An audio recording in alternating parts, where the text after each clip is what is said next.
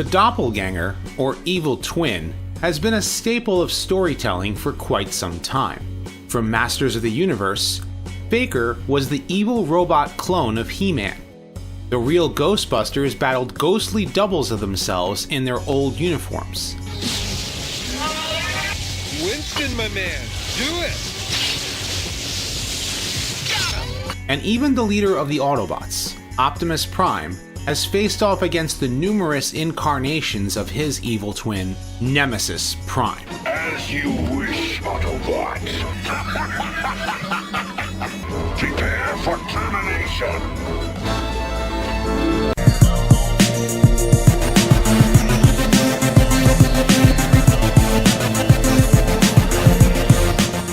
Consider supporting the channel on Patreon. For as little as $1 a month, you can help us bring you more content like this. Whether you call him Scourge, Black Convoy, or Nemesis Prime, the dark clone of Optimus has become the go-to recolor of the famous Autobot leader, even more so than Ultra Magnus. However, it didn't completely start this way. At his beginnings, the first evil version of Optimus Prime showed up in the 12th issue of the original Marvel comic. In earlier issues, Shockwave had the Autobots defeated, with their bodies hanging from the walls of the Ark. He kept Optimus Prime's head with him to give life to his new creations, the Constructicons, using the power of the Creation Matrix. Little did the Cyclops Decepticon know, Optimus transferred the power of the Matrix to Buster Witwicky, which allowed the teenage boy to take control of Shockwave's next creation, Jetfire. Ratchet had successfully rescued the rest of the Autobots, including the headless body of Optimus Prime, and they attempted to get their leader back. Shockwave delivered a false head of Optimus, which once attached to the Autobot leader's body, began attacking the other Autobots. Once Jetfire was able to rescue Prime's real head, its close proximity to his body allowed Optimus to remove the fake head and toss it into the swamp, and for the real Prime to return and battle Shockwave. In the cartoon episode A Prime Problem, Megatron creates a remote control clone of Optimus Prime in order to trick the Autobots and lead them into a valley full of Corlonium crystals, which are deadly to Cybertronians. I've never heard of Corlonium crystals. It's just such ignorance which forever relegates you to the ranks of underlings, Starscream. However, the real Optimus Prime returns. We've got to set up some tests of our own. I welcome the challenge. And the Autobots run contests to prove who's the real deal. What took you so long? Once the Autobots learn that Spike is being held captive, Pure drivel. Megatron has obviously reprogrammed Windcharger's logic circuits to mislead you all. But what about Spike? He's unimportant. they realize who the imposter truly is and blast him apart. Many have asked the question, how can Megatron create a perfect copy of Optimus Prime that Teletran 1 can scan without the Matrix? While we can simply view the error as something unforeseen in the episode since it's a retroactive one, we could possibly assume that the remote control device inside the imposter Optimus Prime could have been shaped like the Matrix itself. In Japan, Optimus Prime goes by the name of Convoy. In the Japanese exclusive anime, Beast Wars II, the leader of that group of Maximals went by the name of Lyle Convoy. After finding an ancient device that can duplicate evil copies of objects or transformers, it is used on Lyle Convoy, creating his dark twin, Black Lyle Convoy, or as he's known in the episode, Copy Convoy. This doppelganger believes he is the real Lyle Convoy and attacks the other Maximals.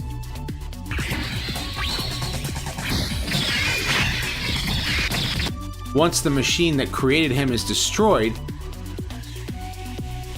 he simply faded away. The now familiar black with teal highlights color scheme copy of Optimus Prime was again used in the anime Car Robots, which was renamed Robots in Disguise when brought to the US.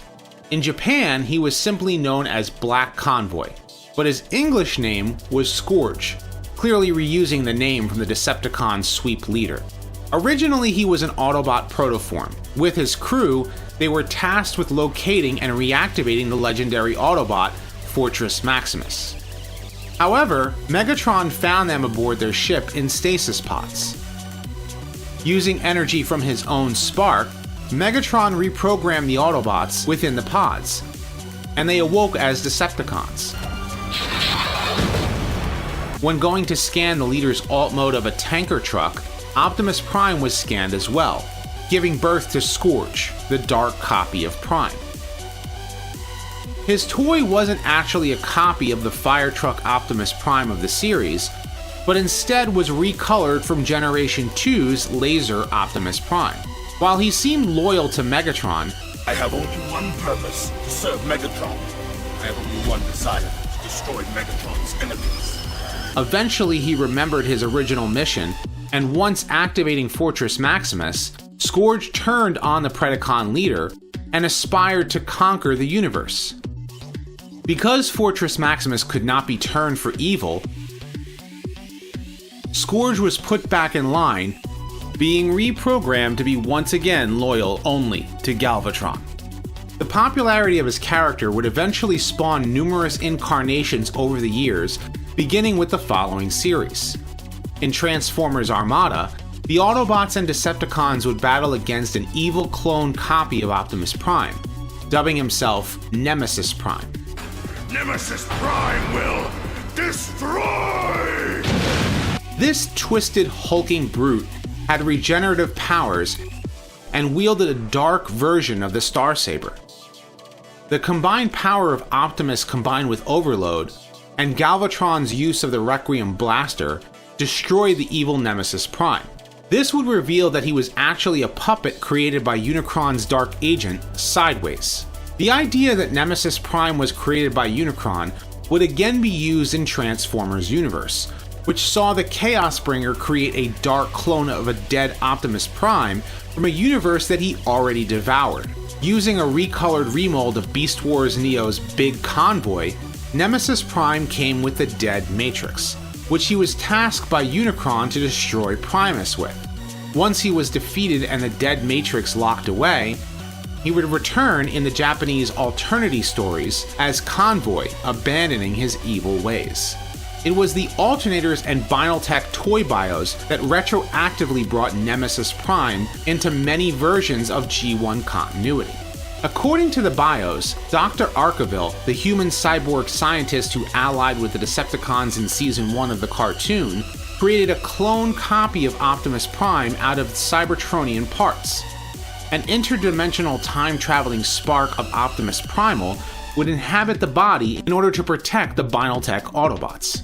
However, the dark body rejected Primal's spark and returned to Archival's lab. The evil scientist would then link up Nemesis Prime to a life force through a subspace experiment, and the dark clone was sent out to destroy the Autobots. Being supercharged by Optimus Primal's spark, Optimus Prime was able to destroy this version of Nemesis Prime. In Transformers Prime, it was the human terrorist group known as Mech that built their own dark version of Optimus Prime, completed using some Energon and Starscream's stolen T-Cog. Fill the tank with Energon. And say hello to Nemesis Prime. This version, like the copy in G1's A Prime Problem, was remote controlled, this time by Mech's leader, Silas. While Nemesis Prime battled Optimus, Agent Fowler managed to reach and fight Silas long enough for Optimus Prime to put an end to his evil twin.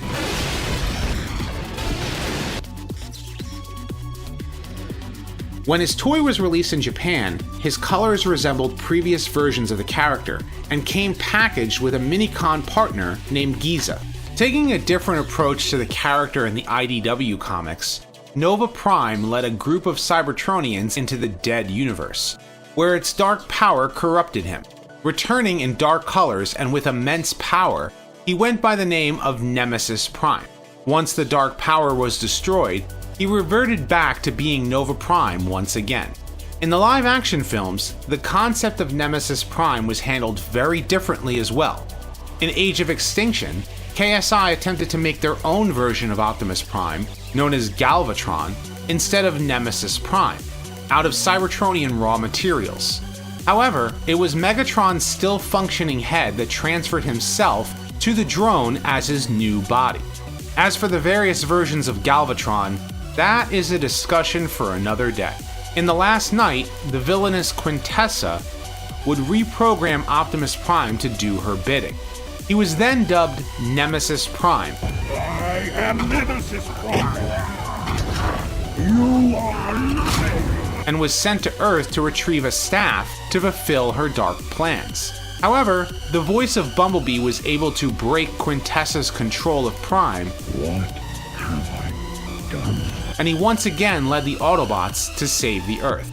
In the Power of the Prime's toy line, a new Nemesis Prime has been released that seems to combine elements of many previous takes on the character. From the Dark Starsaber and arm cannons of Armada, and the Prime Minicon Giza, this Nemesis Prime even has his own Dark Matrix of leadership.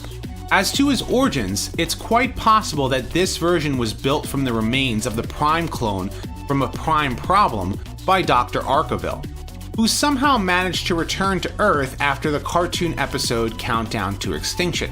The Dark Matrix itself is Nemesis Prime's spark given life by Unicron. However, that's just a theory. But what do you think? What is your preferred version of Nemesis Prime, and what could be the proper origin of the Power of the Prime's toy? Leave your thoughts in the comments section below. I hope you've enjoyed this look into the many versions of the twisted clones of Optimus Prime. If so, be sure to like and subscribe. I'd like to thank my patrons for your support. I have many more Transformers discussion videos like this coming soon, so stay tuned. And as always, until next time, till all are one. Yes, Spike. This time I am definitely me. Or I. Myself. Or whoever I am. Put her there.